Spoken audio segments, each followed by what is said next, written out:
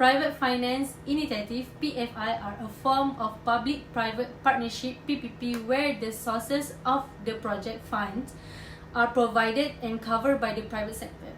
The strong demand for infrastructure development in developing countries such as Malaysia, along with the restrictions on national finances, is forcing the government to encourage private sector investment in the infrastructure projects. Therefore, PFI procurement strategy progressively and widely being used to bring together the strength and capabilities of both the public and private sector to ease the delivery of mega projects and services.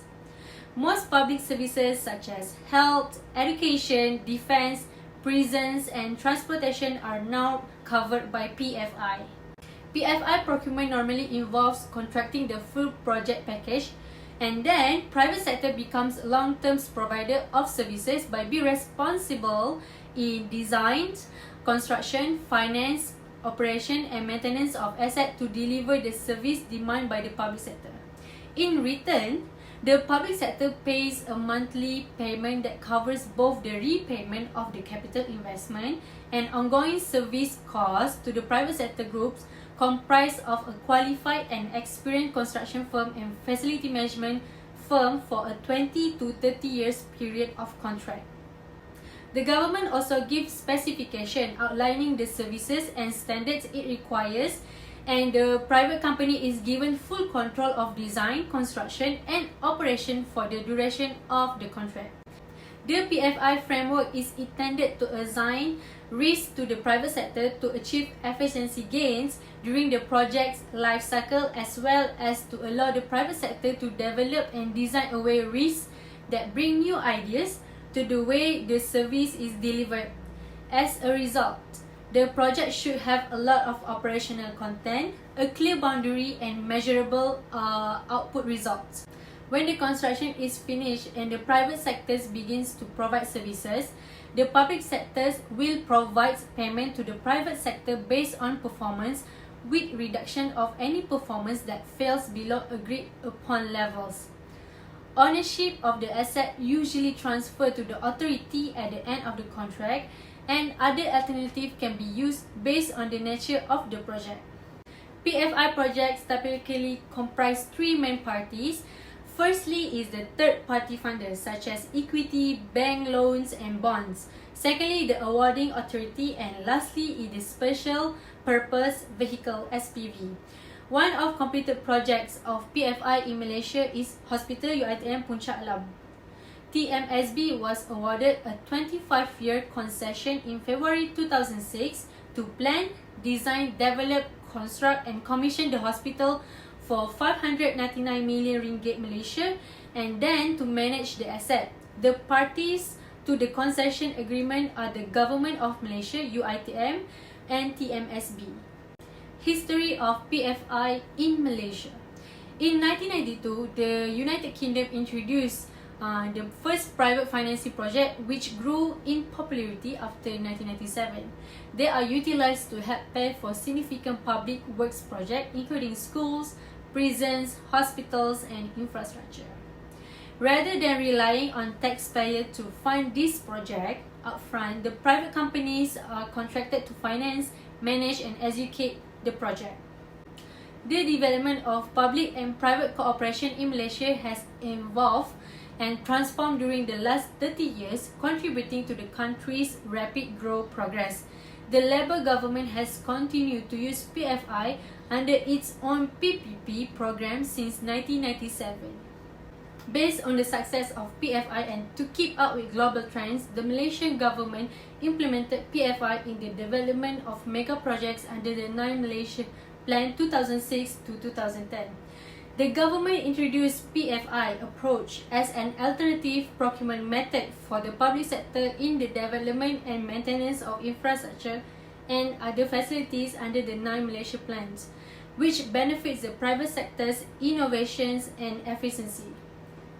Public-private partnership (PPP) is a type of cooperation between the private and public sectors. This type of arrangement involves the private sector financing and managing of projects related to the procurement, construction, and maintenance of public infrastructure. Highway, airports, railroads, bridge, and tunnels are examples of public-private collaboration in transportation infrastructure. Meanwhile, water and wastewater treatment plants are examples of municipal and environment infrastructure. However, PPP should not be viewed as a means of addressing public sector's budget problem or financing gaps, but rather as a means of delivering successful, cost-effective projects and services. PPP have been employed to execute public sector projects all throughout the world, including in Malaysia. In Malaysia, the government used PPP to provide essential infrastructure and services for a variety of objectives, including to relieve financial and administrative burdens, enhance the efficiency and effectiveness, and for the economic reasons. Evolutions of public-private partnership (PPP) in Malaysia. When the government established the Malaysian Incorporated Policy in 1981, it welcomed in the philosophy of public-private collaboration. This policy promotes collaboration between the public and private sectors of Malaysian businesses. Upon that, the government launched the privatization policy in 1983 to boost the private sector's contribution to Malaysia's economic growth. In 1985, the government issued the guidelines on privatization, which specify the privatization policies, techniques, and implementation. Then, the privatization master plan were created in 1991 to clarify the privatization policies and approach. Therefore, since 1983, 510 PPP projects have been developed with a focus on transportation, roads, communication, health, and energy. Examples of PPP completed projects in Malaysia are Plus Expressway, Stormwater Management and Road Tunnel, SMART, KLIA Express, and KLIA Transit. The case study that we choose is the project of IIUM Medical Center. This IIUM, or the International Islamic University Malaysia Medical Campus, is using a private finance initiative, which is PFI. The agreement of this project is signed by AHMAD Zaki Resources Berhad and IIUM itself. The project will be developed by AHMAD Zaki Resources Berhad. The roughly cost to build the IIUM medical campus is around 413 million ringgit Malaysia.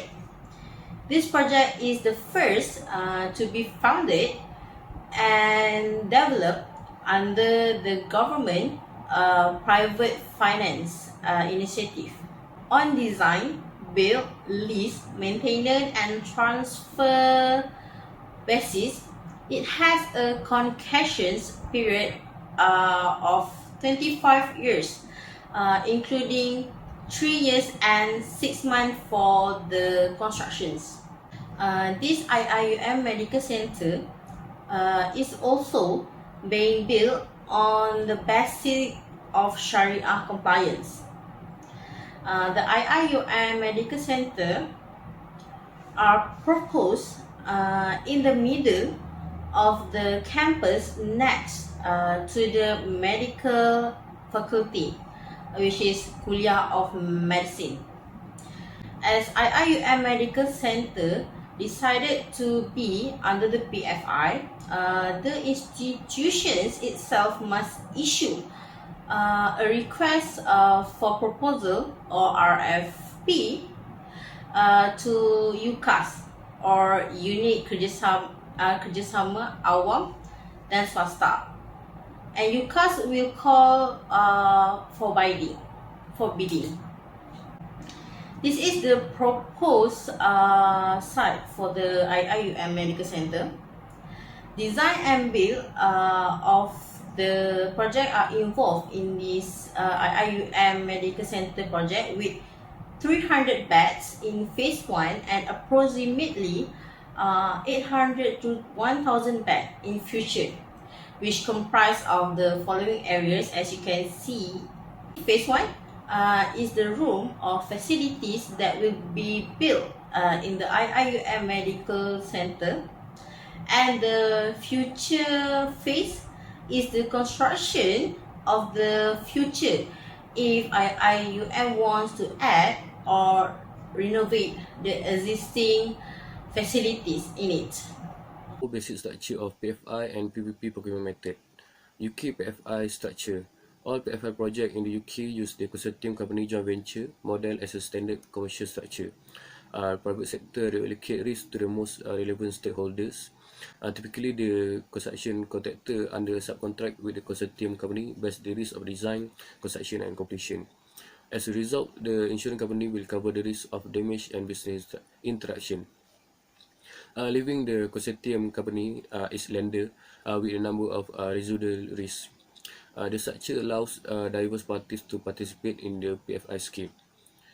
The UK PFI is financed by the sale of corporate bonds, including risk capital in the form of equity or debt financing.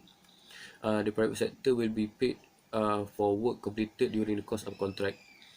If it fails to satisfy certain requirement, it will be penalized. As for the Malaysian PFI structure, the Employee Provident Fund (EPF) will be the financier for the PFI project. In reality, the EPF is a Malaysian government institution under the Ministry of Finance. This concept differs to the other Malaysian PPP models. There are two types of PFI models in Malaysia. The first model is intended for the small and medium-sized contractor or project, while the second approach entails of large-scale initiative. The first model is intended for the projects such as the construction of school, community halls. For the second approach, the government has announced the funding of a few mega projects under the PFI system. Next, the Ministry of Finance form a special purpose vehicle (SPV) to handle and control the funding in the PFI project. The government give an amount from the EPF funds to the firm through AGD, Accountant General Department. AGD is responsible for paying the contractors progress payment after receiving approval from JKR.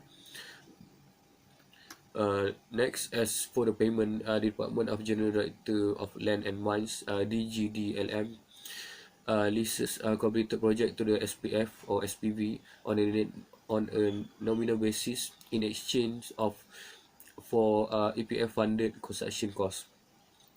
This lease and sublease arrangement contract can be up to 25 and 30 years.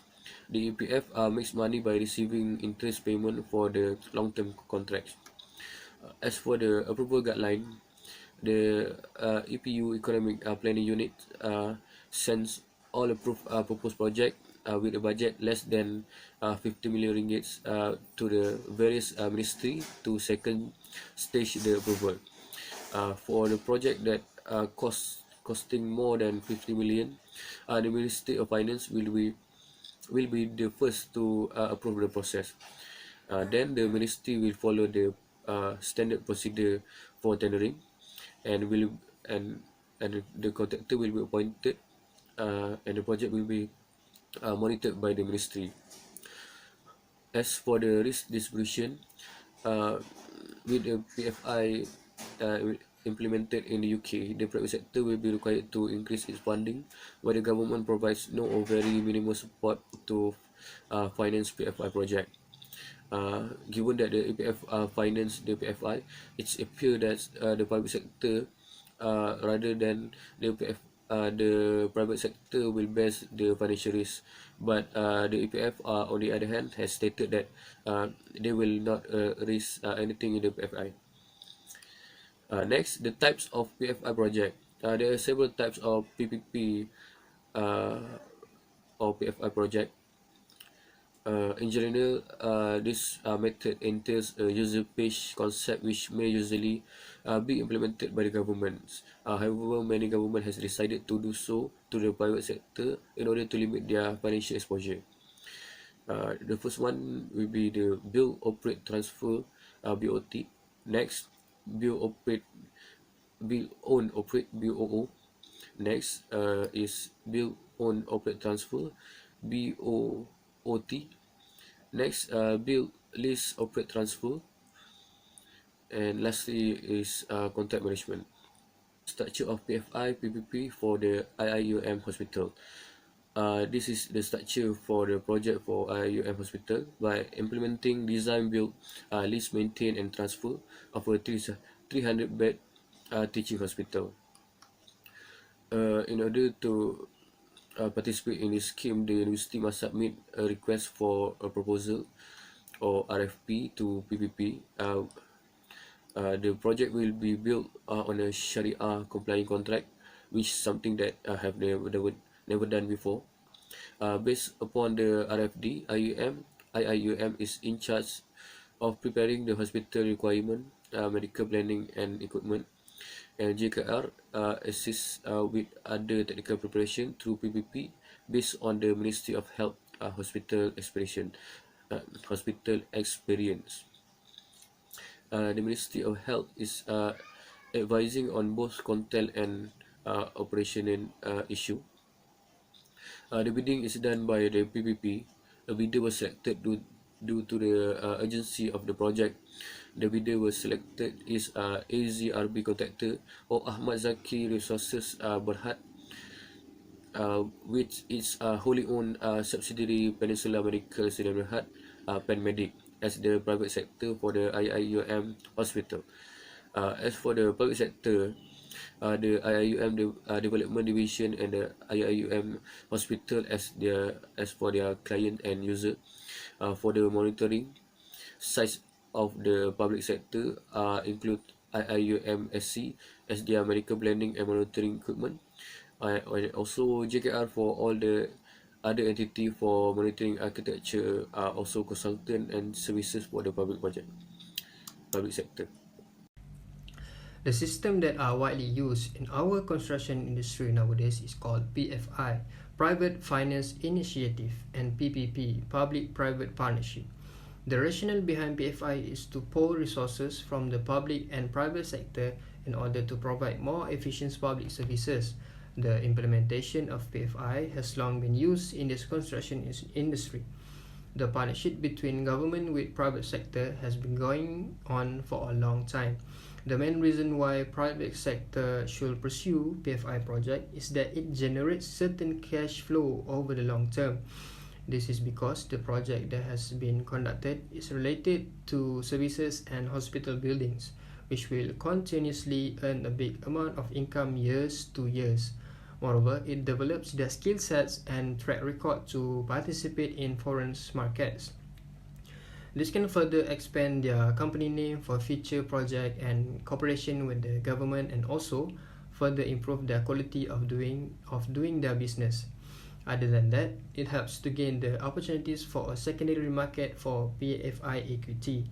On construction completion, the risk profile of a project reduced, thereby increasing the value of the original equity investment, making the investment an attractive option for both financial investor and commercial players actively managing their investment. That is just the surface of this topic. We move forward, talking about the main principle of PFI. Firstly, they're thinking about the purchase of service, not assets. Secondly, they take into account the value for money to the public sector. Thirdly, utilizing and incorporating private sector know-how and expertise. Lastly, incorporating whole life cycle costing in infrastructure project. Projects that suits for the implementation under PFI are like the long-term stable project, the whole project approach to the contract that lasts 20 to 25 years contribute significantly to the benefits of private finance project. Schools and hospitals are always being developed. Size and complexity. The projects that are being sued for the PFI are those where the requirement can be clearly specified from the start and are of a size that private sector concession can take on their financial statement. Last but not least, extending the reach of private finance. Private finance could be used for more than just providing hardware, particularly in the provision of the services. There are several distinguishing features of a typical PFI scheme, such as service focus. The main distinction is that buildings and infrastructure are now regarded as assets rather than services provided by the private sector. Ownership. During the contract period, the buildings are typically owned by the private sector and leased back to the public sector client. Risk transfer. Some of the project risks must be transferred to the private sector. The deciding factor in risk transfer is to transfer risk to the party who can oversee it best. Performance. The private consortium is paid based on how well the required service is delivered and how well the client's standard performance requirements are being met. Lastly, innovation and output classification is used when public sector clients explicitly state their needs in terms of the services they require. The private sector bidder must then create a design that meets the requirement of the public sector client. As a result, as a private sector provider has additionally flexibility to implement innovation, which lead to the value for money (VFM) maximization. One more important thing, privatization is a critical component of the government's economic policies aimed at reducing administrative and financial burdens on the government. Malaysian governments began officially privatizing in 1983. The policy aimed to increase the private sector involvement in delivering public sector projects. Privatization has been broadly defined as the transfer of enterprise ownership from the public to the private sector. In summary, under the PFI project, the private sector funds and construct the asset, while the government is obligated to purchase a flow of services over the time rather than the capital asset that provide the services. The primary goal of the implementing PFI in Malaysia is to revise and improve the existing privatization policy implementation process. The PFI will be used for infrastructure and services development project in two scenarios. First, PFI will be used if it can improve the efficiency of government projects by optimally sharing risk and reward between the government and the private sector. Second, PFI should be used where government assistance improve the viability of private sector projects in strategies or promoted areas. After Malaysia government officially announced the PFI program under PPP in 9 Malaysian plan in 2006, both implementation in Malaysia has shown to bring several advantage and disadvantage to both government and private sector. There are three advantages that give impact toward development in Malaysia. First is improvement in service quality. The private sector benefits from competitive rivalry in the delivery of public services, and the private sector may be able to manage some kind of risk more effectively than public sector, and resulting a greater service quality, cost saving, and reduction in risk assumed by the government. And through the improvement in delivery of public project, Malaysia has achieved many successful projects that give value to the public. As example, stormwater management and road tunnel smart, KLIA Express and KLIA Transit, hospital UiTM, and highways such as Plus Express. And based on data reported by a Public-Private Partnership Unit, Prime Minister Department of Malaysia in 2016, there are 28 active projects in progress. Second is innovation in design. Appropriate design innovation might result in future maintenance and operating cost reduction. Actually, this is how private sector will impress the public sector. Superior design innovation is expected from PFI and PPP project. The design should be easy to access and not too complex because they provide facilities and infrastructure to public. And in terms of maintenance should be cost effective and efficient in delivery maintenance services. The complication in delivery the maintenance will cause many problems. Third is transfer of risk. This crucial aspect of delivering successful PFI and PP project. In PFI, the government will pass the risk to private sector, and a government will not bear a risk such as a conventional method. And according to Roshana Takim and Abdul Rahman, aside from risk of public procurement costs, there are another risks associated with asset building, administration and maintenance. And despite of advantage, there are also disadvantage of PPP and PFI toward development in Malaysia. The disadvantage is time taking, which is complex negotiation should be truth to get agreement. This statement is stated by research which is from Dr. Farah Diva Mustafa. They agree that PFI process take too long management decision throughout the procurement process and very convenient compared to convention procurement. Next is high costs are used to tender PFI project. This related from previous statement, which is complex process. PPP procurement incur consider greater transaction costs for both public and private sector. This increased cost result of procurement's increased complexity, primarily during a tender process and also in preparation and monitoring resources. And the last one is lack of expertise in Malaysia. According to Sapri Haryati and Sipan L, the private sector possesses more skill in handling complicated projects, is capable of completing them on time and on budget, and is capable of providing ongoing services because PFI is complicated to do and many public workers are familiar with it. And it goes on said lack of expertise in implementation and very impactful to Malaysian PPP and PFI project. The implementation of PFI also facing challenges in a few various of aspects.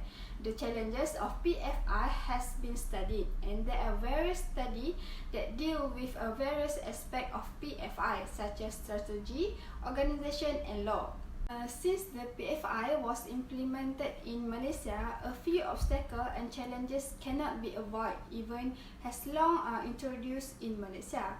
And according to Mariadi Hassan and Dani Saleh in 2018, there are 4 main issues related in implementing the PFI in Malaysia. First, management and administration. The coordination and administration of tasks in order to attain a goal is what management is all about. And without the proper management, the organization will fail. And they also state that they reveal a few reasons why the management is the one that contribute the failure in management, such as poor in delivery public infrastructure project, delay project, and unavailable of contract document, and also money received for incomplete job. Second is leadership. Without the great and responsible leader who can lead and handle and control the management, the goals and mission of PFI cannot be achieved. Next is expertise and experience. Lack of experience in handling the PFI project encourage the barrier.